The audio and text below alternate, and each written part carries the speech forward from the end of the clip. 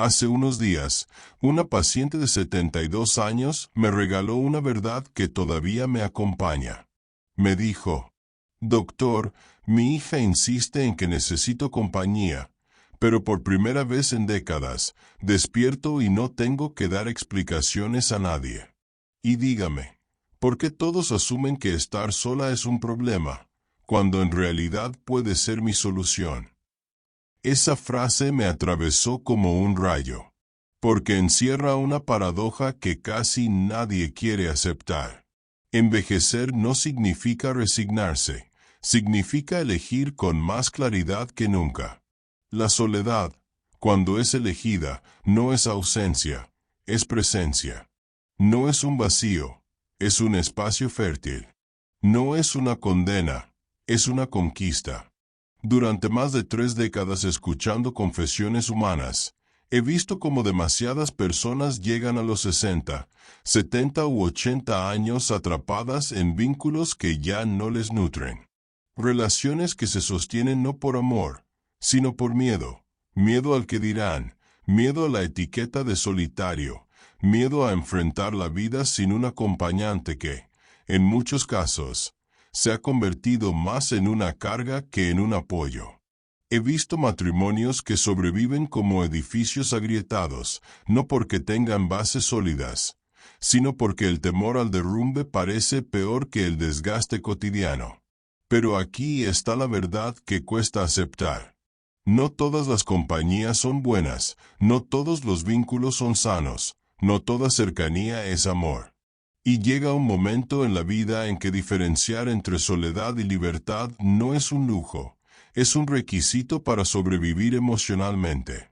Cuando atravesamos la madurez, la pregunta cambia. Ya no es, ¿qué debo hacer para que esto funcione? La pregunta verdadera es, ¿esto realmente vale la pena? Y si la respuesta es no, entonces elegir la soledad es un acto de valentía. Es un acto de amor propio, porque el tiempo se acorta, el cuerpo pide descanso, el alma exige paz, y no se puede seguir regalando energía a relaciones que desgastan más de lo que ofrecen. La paz mental después de los 60 no es lujo, es necesidad biológica. Un sistema nervioso que ha pasado décadas lidiando con responsabilidades, pérdidas y batallas emocionales necesita calma, necesita silencio, necesita serenidad. Lo veo en mis consultas. Quienes deciden soltar vínculos tóxicos descubren lo que llamo el despertar del silencio. Y me dicen: antes mi casa era como una radio mal sintonizada, ruido constante. Ahora es como una biblioteca, puedo escuchar mis propios pensamientos. Eso no es vacío, eso es plenitud. Y lo más profundo es esto: en la soledad elegida recuperas tu narrativa vital. Durante décadas, muchas decisiones estuvieron condicionadas por la presencia del otro. ¿Qué comer? ¿Qué hacer? ¿Cómo vivir? Y de repente, al elegir la soledad, recuperas el lápiz de tu historia. Puedes escribir los últimos capítulos exactamente como deseas. ¿Quieres aprender pintura a los 70? Hazlo. ¿Quieres viajar solo a un país que siempre te intrigó? Hazlo. ¿Quieres pasar tardes enteras leyendo, reflexionando, simplemente siendo? Hazlo. Porque no necesitas permiso. No necesitas justificarte. Ese es el regalo de la soledad elegida, la autonomía total. La sociedad, sin embargo, insiste en decirnos que necesitar menos de otros es frialdad, que preferir tu propia compañía es egoísmo, que vivir solo es fracaso. Nada más lejos de la verdad. La madurez emocional se demuestra justamente en la capacidad de distinguir vínculos nutritivos de vínculos tóxicos, y tener el coraje de soltar lo que te drena. He acompañado a hombres que después de divorcios tormentosos redescubrieron pasiones dormidas. A mujeres que tras décadas de matrimonios opresivos empezaron a viajar, a estudiar, a explorar territorios de sí mismas que nunca habían pisado. a personas que por primera vez en décadas se atrevieron a ser auténticas, sin pedir disculpas por su forma de ser. Y he aprendido que no somos mitades buscando completarnos. Somos seres íntegros que, a veces, eligen compartir, y otras veces, eligen no hacerlo. Y ambas elecciones son válidas. La soledad elegida no significa renunciar al amor, significa refinarlo. Es decir, prefiero estar solo antes que perder mi paz, mi dignidad y mi libertad. Es declarar, me valoro lo suficiente como para no aceptar migajas emocionales. Y entonces algo extraordinario sucede. La soledad se convierte en un jardín. Un jardín donde cultivas pasiones que habías abandonado, amistades que eliges libremente, actividades que te nutren de verdad. Un jardín donde aprendes la generosidad selectiva. Das lo mejor de ti solo a quienes lo merecen, sin culpas, sin presiones sociales, sin obligaciones vacías. Eso es sabiduría. Eso es evolución emocional. Eso es llegar a la tercera edad con dignidad. No idealicemos la soledad. Claro que habrá noches difíciles. Claro que habrá momentos de vacío. Pero incluso esos momentos tienen un valor inmenso. Te enseñan a estar contigo, a sostenerte a ti mismo, a ser tu propio refugio. Y quien sabe estar consigo mismo, sabe estar con cualquiera desde un lugar más sano, más libre, más auténtico. La diferencia entre aislamiento y soledad consciente es enorme. El aislamiento es miedo, resentimiento, huida. La soledad consciente es elección, plenitud, serenidad. Y cuando la eliges, algo cambia. Tu espacio se vuelve sagrado, tu tiempo se vuelve valioso, tu paz se vuelve innegociable. Por eso digo, muchos pasamos la primera mitad de la vida aprendiendo a convivir con otros, y deberíamos pasar la segunda mitad aprendiendo a convivir con nosotros mismos. Esa es la relación más profunda, más difícil y más transformadora de todas. Y cuando la construyes, cuando llegas a la madurez con la serenidad de quien se basta a sí mismo, no solo alcanzas la paz, alcanzas la libertad. La libertad de decir no sin miedo. La libertad de decir sí solo cuando lo deseas de verdad. La libertad de vivir cada día como una obra tuya, no como un guión impuesto. Eso, y no otra cosa, es la verdadera plenitud en la tercera edad. Hace unos meses, un hombre de 68 años llegó a mi consulta. Recuerdo su caminar pausado, su mirada tranquila, y sobre todo la serenidad con la que se sentó frente a mí. No venía a quejarse de dolores físicos ni de problemas médicos urgentes. Venía a compartir algo que había descubierto y que, según sus propias palabras, le había cambiado la vida. Me miró con calma y me dijo, «Doctor, durante toda mi vida me hicieron creer que estar acompañado era sinónimo de éxito, de estabilidad, de felicidad. Me dijeron que lo correcto era casarse, formar una familia, no dormir nunca en una cama vacía, no comer nunca en una mesa para uno. Crecí con la idea de que la soledad era un fracaso, y lo creí durante décadas. Pero ahora, por primera vez en mis 68 años, vivo solo. Y lejos de sentirme derrotado, me siento en paz. Descubrí que no necesito compañía para estar completo. Necesito autenticidad para estar en calma. Y eso, doctor, nadie más puede darme. Solo yo.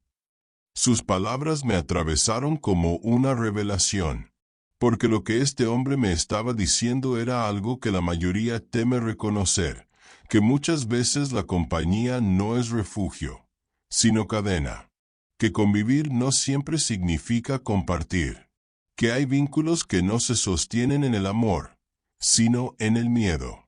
Y que llega un momento de la vida en que seguir en una relación solo por costumbre social o por temor al que dirán, es traicionarse a uno mismo. Me contó que había pasado más de 40 años casado.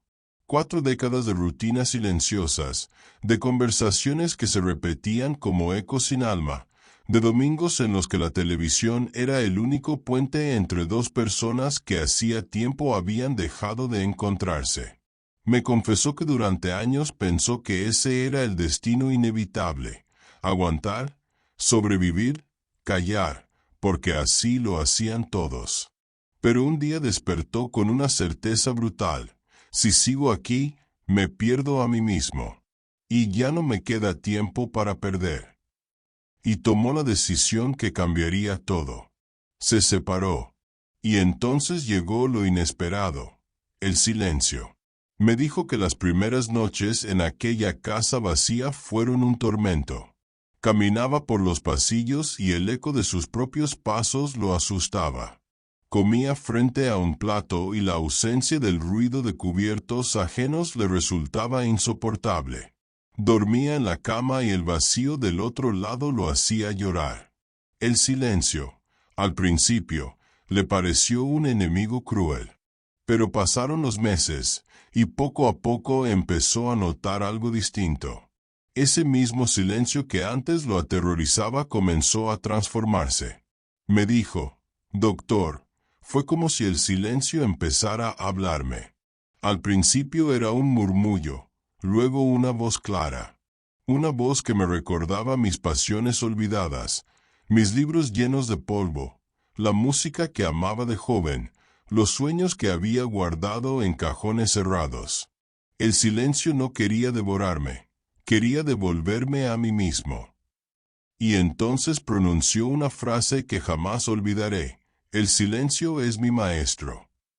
Me estremecí, porque esa es la lección que muy pocos alcanzan a comprender, que la soledad elegida no es un vacío, sino un espacio fértil.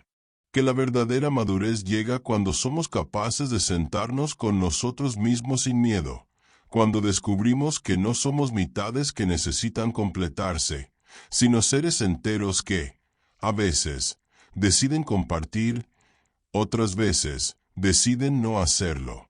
Ese hombre me relató cómo, al cabo de un año de vivir solo, su vida se había transformado. Retomó la lectura de novelas que siempre había querido leer y que nunca tuvo tiempo. Compró una guitarra que había dejado de tocar en su juventud. Cada tarde, dedicaba una hora a reencontrarse con las canciones que alguna vez lo hicieron vibrar. Descubrió que podía viajar solo y que en esos viajes no había discusiones, no había concesiones, no había negociaciones. Solo su propia curiosidad guiando el camino. Y lo más importante, descubrió la paz. Esa paz que en la tercera edad no es lujo, sino necesidad. Me dijo algo que aún repito a quienes me consultan: antes mi vida era ruido, un ruido constante, como una radio mal sintonizada que no me dejaba escucharme. Ahora, en mi soledad, mi vida es música suave. Ahora puedo escuchar mis pensamientos, mis deseos, mis emociones. Ahora puedo reconocerme en el espejo. Y yo comprendí que lo que él había hallado no era soledad, era libertad. Libertad para decidir qué hacer con cada amanecer. Libertad para dejar de justificar cada elección. Libertad para recuperar el lápiz de su propia historia y escribir los últimos capítulos como realmente quería. La sociedad insiste en decirnos que la soledad es una enfermedad, que vivir sin pareja es un fracaso, que necesitar menos de otros es egoísmo. Pero la verdad es otra. La soledad consciente es un acto de valentía, un gesto de amor propio, una forma de decir: prefiero estar conmigo mismo antes que perder mi paz, mi dignidad y mi autenticidad.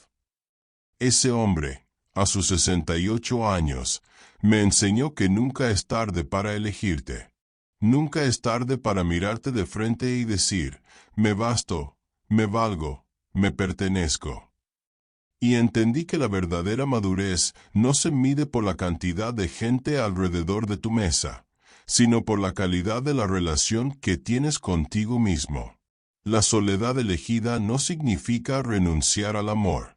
Significa refinarlo.